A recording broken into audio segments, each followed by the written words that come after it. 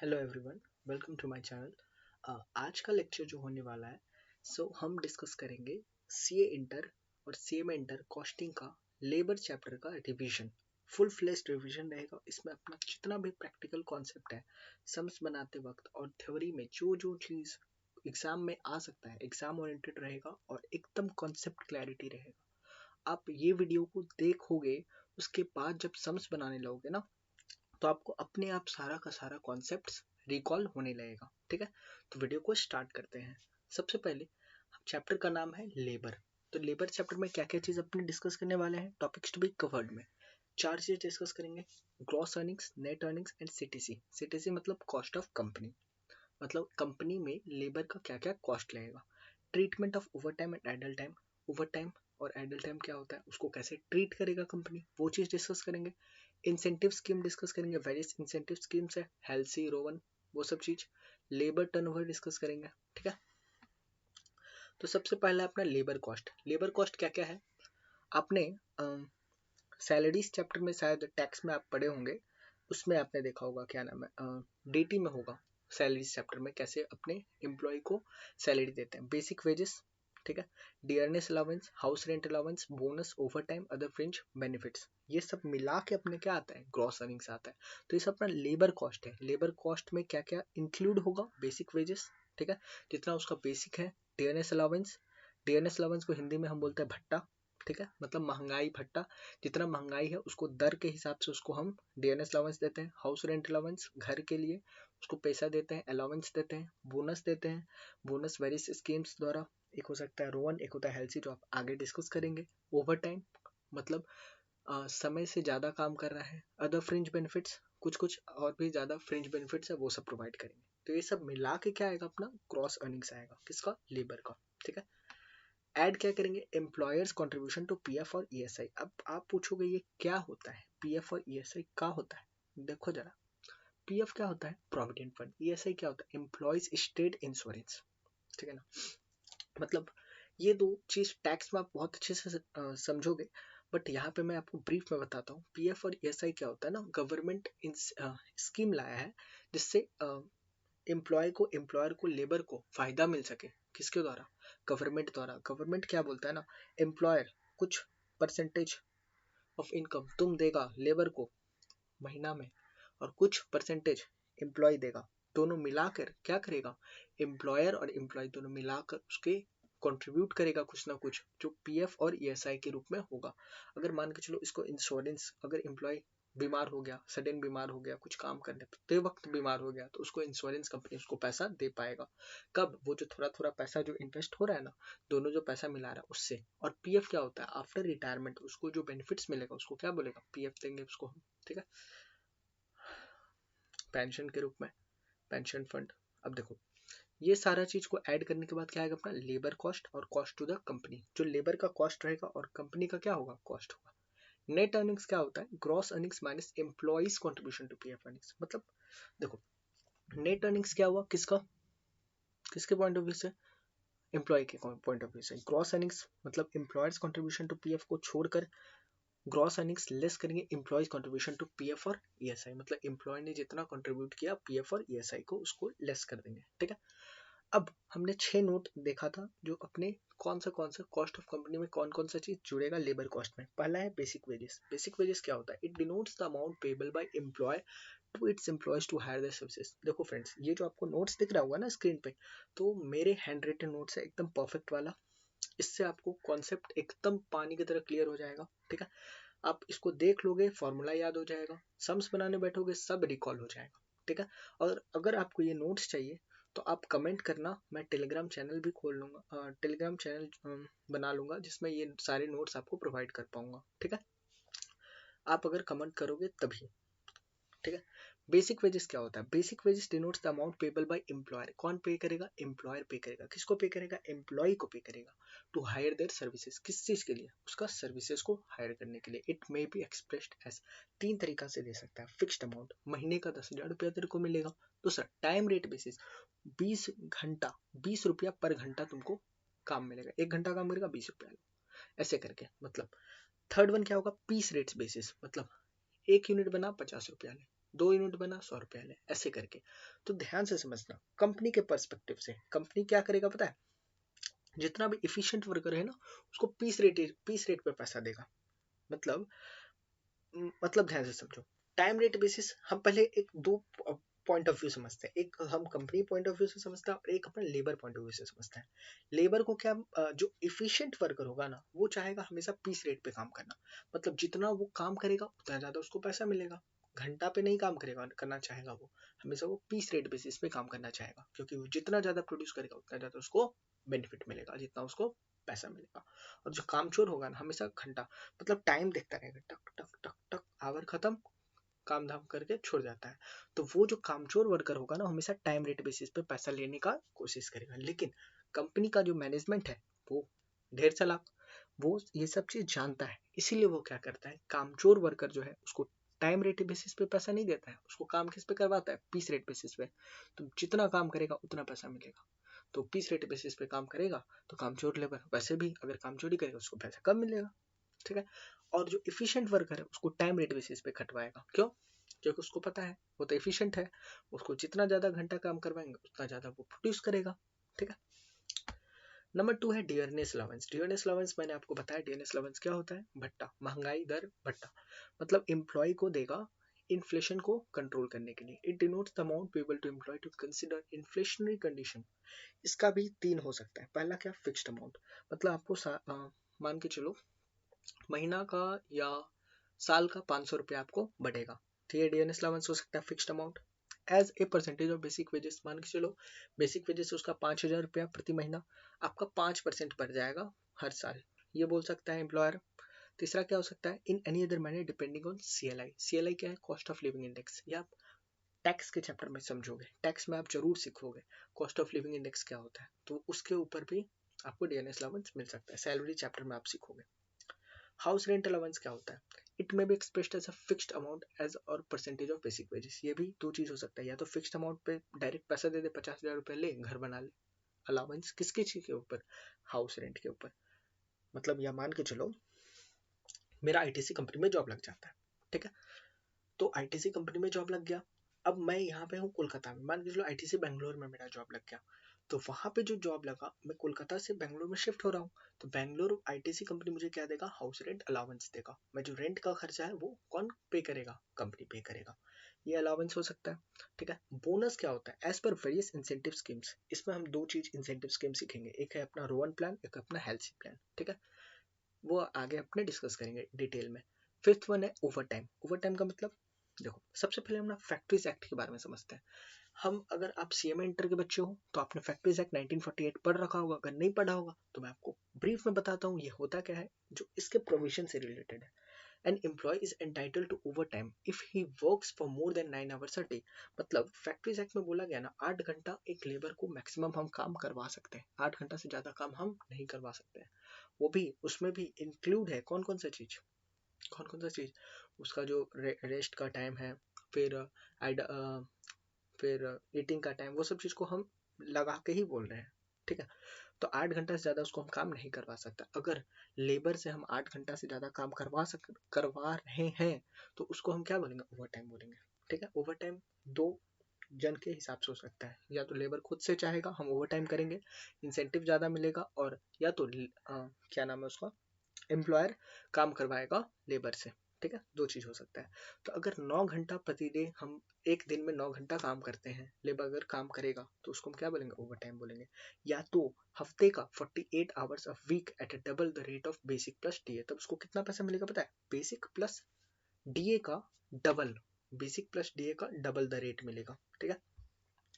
Sixth one है अपना other fringe benefits. अब मान के अच्छा फिफ्थ वन को थोड़ा और डिटेल डिस्कस कर लेते हैं। ओवर टाइम में उसको पैसा क्यों नहीं देंगे भाई, पैसा देंगे तब ना उसको इंसेंटिव्स देंगे तब उसको मन करेगा काम करने में, उसको सॉरी उसको अच्छा लगेगा और भी ज़्यादा से ज़्यादा वो यूनिट्स को प्रोड्यूस करेगा, ज़्यादा से ज़्यादा काम करेगा, ताकि उसको पता है हम ओवर टाइम करेंगे तो अपने को ज़्यादा बेनिफिट्स देगा कंपनी।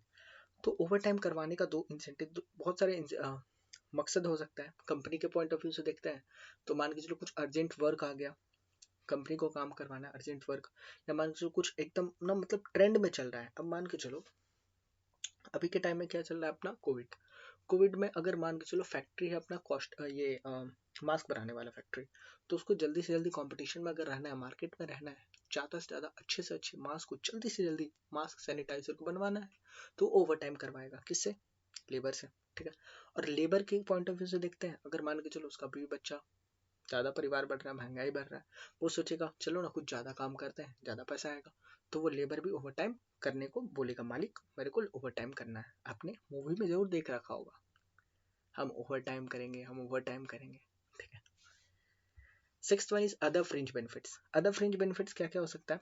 ट्रैवलिंग अलाउंस, घूमने जाने का खर्चा, conveyance allowance, children education allowance, बच्चों को पढ़ने के लिए allowance, medical benefits, leave, travel concession, ये सब ना आप टैक्स में ना एकदम मक्खन की तरफ पड़े होंगे। ठीक है ना। हम एक बार इसको एग्जाम्पल के जरिए समझते हैं। जो नेट अर्निंग्स और ग्रॉस अर्निंग्स में क्या क्या आएगा।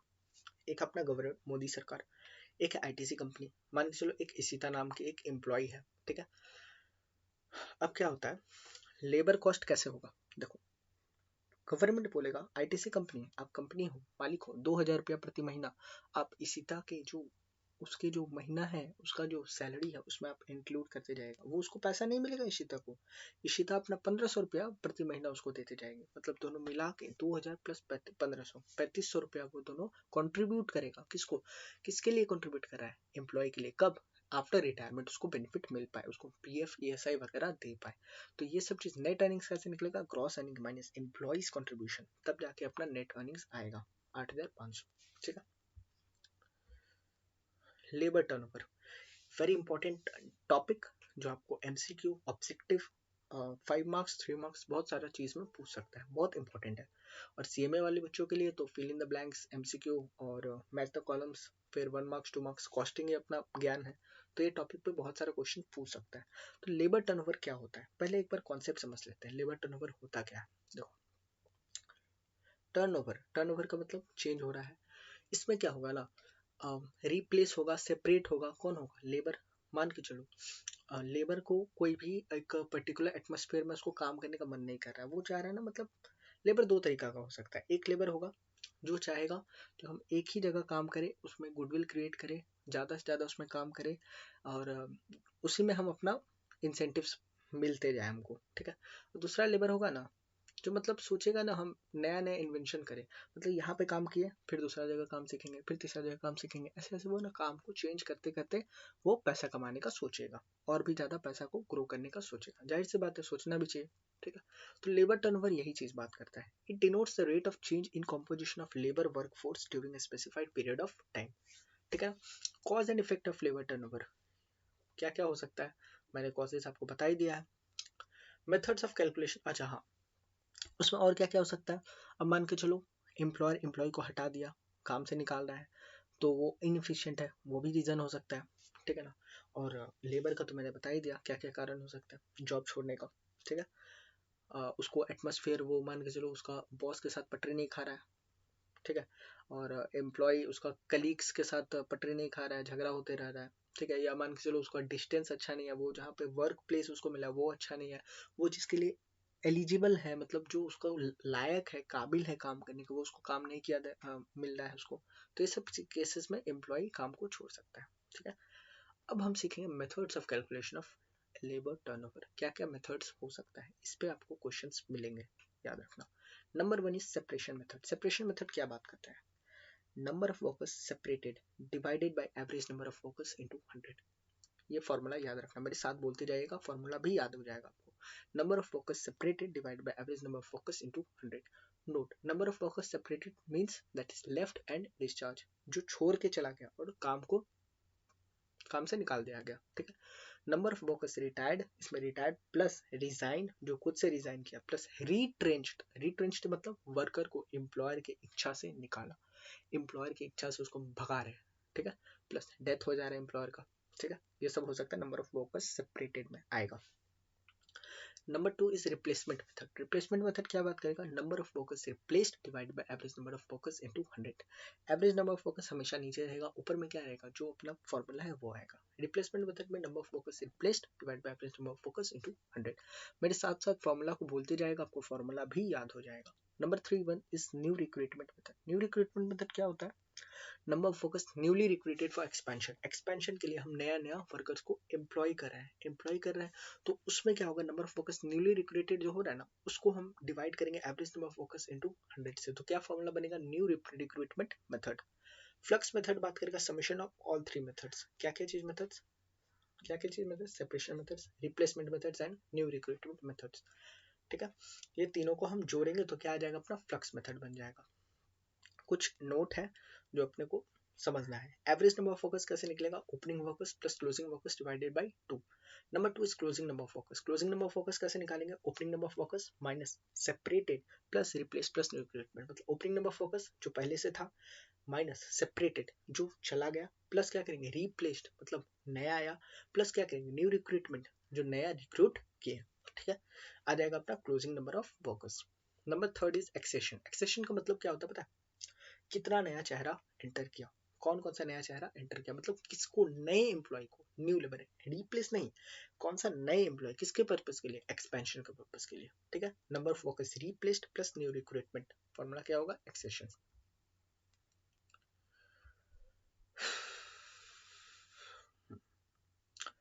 अब ना लेबर टर्नओवर का कुछ कुछ इफेक्ट है, मैं आपको सोचा ना डायरेक्ट आपको प्रैक्टिकल एक्सपोजर ही समझा दूं, डायरेक्ट प्रैक्टिकल कुछ एक क्वेश्चन लूंगा आपको, उससे मैं आपको समझाऊंगा जो क्या क्या उसका इफेक्ट हो सकता है लेबर टर्नओवर का, थ्योरी में नहीं जाएंगे, अपने को करना है प्रैक्टिकल।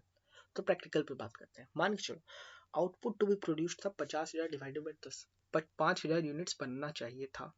ठीक है, new recruits productivity 60% of the experience focus, जो न्यू रिक्रूट हुआ है ना वो एक्सपीरियंस वर्कर्स का 60% उसका इफिशिएंट काम करेगा, तो एक्चुअल आउटपुट कितना बना के देगा, 5,000 यूनिट्स उसको बनता था नॉर्मली। ठीक है, इफिशिएंट वर्कर्स को बना सकता था, अब 5,000 का 60% कितना हुआ, 3,000 यूनिट्स। ठीक है, अब देखो कैलकुलेटर में आपको दिखा देता हूँ, सामने भी दिख रहा होगा, 5,000 इंटू 60% 3,000। ठीक है, अब देखो 5,000 में 3,000 बना रहा है जो नया वर्कर आया, तो डिफेक्टिव कितना हुआ, 2,000 का आउटपुट लॉस्ट हो गया ना अपना, 2,000 आउटपुट लॉस्ट किस लिए हो रहा, lost due to delay in recruitment, मतलब हम रिक्रूटमेंट देर से कर रहे हैं उसके लिए लॉस हो सकता है। ठीक है, अब देखो ये 3,000 यूनिट्स में ना डिफेक्टिव यूनिट्स है कितना, 20% का, तो cost of rectification of defective unit लगेगा वो सारा चीज। ठीक है, तो इसमें हम कंट्रीब्यूशन फॉरगॉन मतलब कितना हम पैसा खो दिए, कितना पैसा लॉस हो रहा है मेरा, वो सब चीज निकल जाएगा। तो लेबर टर्नओवर से अपना कंपनी को भी इफेक्ट, बैड इफेक्ट भी पड़ सकता है, जितना वो इफिशिएंट से काम कर रहा था इफिशिएंट वर्कर, अगर वो इफिशिएंट वर्कर अपने जॉब छोड़ के जा रहा है तो नया वर्कर को उसको हमको ट्रेनिंग का खर्चा देना पड़ेगा, फिर उसको हम नए से काम सिखाएंगे, फिर जाके वो उतना इफिशिएंट नहीं रहेगा शुरुआत में, तो ये सब अपना कंपनी को लॉस बियर करना पड़ेगा। ठीक है ना, अब हमारा लास्ट टॉपिक आता है इंसेंटिव प्लान्स। ये क्या है, इंसेंटिव प्लान्स जो मैंने आपको शुरुआत में ही आपको टॉपिक्स टू बी कवर्ड में बताया था, जो दो इंसेंटिव प्लान होता है, एक होता है हेल्थ, एक होता है रोवन। ठीक है, इसको भी हम प्रैक्टिकल एक्सपोजर से समझेंगे। जो सबसे पहले इंसेंटिव्स का कॉन्सेप्ट क्या है, तो illustration 1, standard time allowed to produce units, मान के चलो एक कंपनी में स्टैंडर्ड टाइम दिया हुआ है 40 घंटा में आपको एक काम को प्रोड्यूस करना है। ठीक है, रेट दिया हुआ है आपको 10 रुपया प्रति घंटा का हिसाब से, ठीक है, प्रति आवर। मान के चलो 3 वर्कर है A B and C, time taken A 40 घंटा, जितना रिक्वायर है उतना काम करा, बढ़िया भाई। बी 50 घंटा में, बेकार है यार, 40 घंटा में काम करना था वो 50 घंटा में काम कर रहा है। ठीक है, वर्कर सी 30 आवर्स, मतलब कम मत देखो, 40 घंटा काम आपको दिया गया था, 40 घंटा में काम खत्म करना है, वो 30 घंटा में खत्म कर देता है, तो इफिशियंट वर्कर हुआ ना, कितना टाइम सेव किया, 40 minus 30, that is time allowed minus time taken is equals to time saved, आ गया ना time saved, 10 hour. Basic wages क्या निकलेगा यहाँ का, 40 × 10 मतलब 10 रुपया रेट से, 400 रुपया, 50 × 10 500 रुपया, 30 × 10 300 रुपया। अब आप सोचोगे क्या फायदा सी को, क्या फायदा सी को इतना जल्दी काम खत्म करके 300 रुपया ही कमा रहा है, पर समझो वो 30 घंटे काम करके 300 रुपया कमा रहा है, ये लोग 50 घंटे काम करके। अब आगे हम लोग सीखेंगे, उसको हम लोग इंसेंटिव्स देंगे ना, अब आगे देंगे बोनस। सबसे पहले बोनस एज पर हेल्थ से डिस्कस करते हैं। हेल्थ से का कॉन्सेप्ट हंस ले, एग्जाम में आपको एग्जाम हॉल तक आपको याद रहेगा, हेल्थ से जब भी आएगा तो हंस ले, थोड़ा स्माइल फेस पे करिएगा। ओनली टू एफिशिएंट वर्कर, किसको मिलेगा, एफिशिएंट वर्कर को मिलेगा, ना गुड को मिलेगा ना बेकार को मिलेगा, किसको मिलेगा, एफिशिएंट वर्कर को जो टाइम सेव किया है, फॉर्मूला क्या बनेगा, 50% of time saved into rate per our. 50% of time saved, उसने टाइम कितना सेव किया था, 10 घंटा। 10 घंटा इंटू 50% इंटू रेट कितना था, 10 रुपया प्रति घंटा। तो ऐसे करके उसका टोटल अर्निंग्स अब कितना हो गया, 350 रुपया। इसका 400, इसका 500 ही रह गया। इसका कितना हो गया, लेबर सी का 350 हो गया। मतलब 30 घंटा काम करके 350 रुपया कमा रहा है। अब देखो इफेक्टिवली आवरली रेट कैसे निकालेंगे, total earnings divided by rate per our. देखो टोटल अर्निंग्स में 400 रुपया इसको मिला लेबर ए को, और ये काम कितना, टाइम टेकन 40 घंटा, तो कितना हो गया, 10 रुपया प्रति घंटा effectively hourly rate. Labour be 500 रुपया उसको मिला, काम कितना घंटा किया, 50 घंटा, बेकार, 10 रुपया प्रति घंटा उसको मिला। लेबर सी को ध्यान से देखो, यही है फायदा इंसेंटिव्स मिलने का, जल्दी काम करने का। लेबर थ्री सी जो है 350 रुपया कमा रहा है, पर कितना घंटा काम करके, 30 घंटा काम करके, मतलब 11.67। इसका रेट जो है तो अच्छा है बाकी दोनों से, पर फिर भी ये वाला जो मेथड है ना, हेल्सी प्लान, वो मुझे खराब लगता है, बहुत सारे लोगों को भी खराब लगता है। ये स्कीम फिर भी उतना ज्यादा कारगर नहीं साबित हुआ, इसलिए दूसरा स्कीम लाया गया, bonus as per Rowan scheme. ये ज्यादा अच्छा है, रोवन रोले। ठीक है, इसको मैंने हिंदी में लिख कर रखा, आप एक बार पढ़ लोगे ना, आपको दिमाग में कॉन्सेप्ट याद आ जाएगा। देखो रोवन टेक्निक, ये मेरे सर में बताया था, ये मेरा कॉन्सेप्ट नहीं, ये जहाँ से मैं ट्यूशन लिया था वहां से बात कर रहा हूँ, मैं खुद को क्रेडिट नहीं देना चाहूंगा। रोवन प्लान क्या होता है, time taken into time save divide by time allowed into rate per our. इसमें टेक्निक करते हैं, याद करने का टेक्निक। इफिशिएंट वर्कर हमेशा याद रखना, इफिशिएंट वर्कर के लिए सबसे बड़ा नंबर क्या होता है, टाइम अलाउड। वो हमेशा चाहेगा ना तो टाइम अलाउड जितना हो उससे कम समय में वो काम को खत्म करे, तो उसके लिए सबसे ज्यादा बड़ा नंबर क्या रहेगा, टाइम अलाउड सबसे बड़ा बोझ रहेगा। अब बोझ जो है ना सो नीचे रहेगा, नीचे, ठीक है। और जो भारी चीज होता है ना वो नीचे दबा रहता है, ठीक है। तो नीचे दबा रहेगा, टाइम अलाउड नीचे रहेगा, और ऊपर क्या रहेगा पता है, time taken into time save. मेरे साथ साथ ये बोलेगा, ये फॉर्मूला एकदम याद हो जाएगा आपको, time taken into time save. Time taken into time save मतलब हल्का चीज, टाइम टेकन कम समय लिया, into time saved divide by time allowed into rate per hour. Labour सी जो है वो टाइम सेव किया था, कितना घंटा बचा था, 10 घंटा। टाइम टेकन कितना किया था, 30 घंटा बचा, 30 into 10 divided by time taken, sorry time allowed कितना था, 40 घंटा। 30 गुने 10 भागा 40 गुने 10, मतलब 30 था time taken into time saved, 10 घंटा divided by time allowed 40 hours into 10, that is rate per hour. ये था अपना रोवन प्लान, ठीक है। अब एक बार हेल्सी प्लान का फॉर्मूला वापस से देखते हैं। An employee is entitled to basic wages based on time taken multiplied by rate per hour. In addition to efficient employee is entitled to bonus ranging from 30 to 70। मतलब जो efficient worker है ना, उसको हम 30 से 70% ऑफ टाइम से उसको हम एक्स्ट्रा बेनिफिट्स प्रोवाइड करते हैं, ठीक है। और ये 50% वाला लॉजिक पता है कहाँ से आया, in absence of any specific information. 50% कब ले गए, ये कोई हेल्सी ने नहीं बताया था, हेल्सी ने बता के गया जो 30 to 70% ऑफ टाइम सेव मिलेगा, पर अब फॉर्मूला क्या बना दिया गया, 50% ऑफ टाइम सेव, जो वो चल गया तब। तो मतलब क्या लॉजिक से बना, 30 + 70 डिवाइडेड, मतलब दोनों को एवरेज कर दिया गया, तो 50% एवरेज में आ गया। तो इसलिए फॉर्मूला क्या निकल के आ गया, bonus as per Halsey 50% of time save into rate per hour, ठीक है। उम्मीद करता हूँ आपको कॉन्सेप्ट एकदम याद होते जा रहा है भाई। लास्ट टॉपिक अपना रोहन प्लान। रोहन प्लान में क्या है, in addition to basic wages को मिलाकर इंक्लूड करेंगे, an employee is entitled to bonus based on time taken which time saved based on time allowed.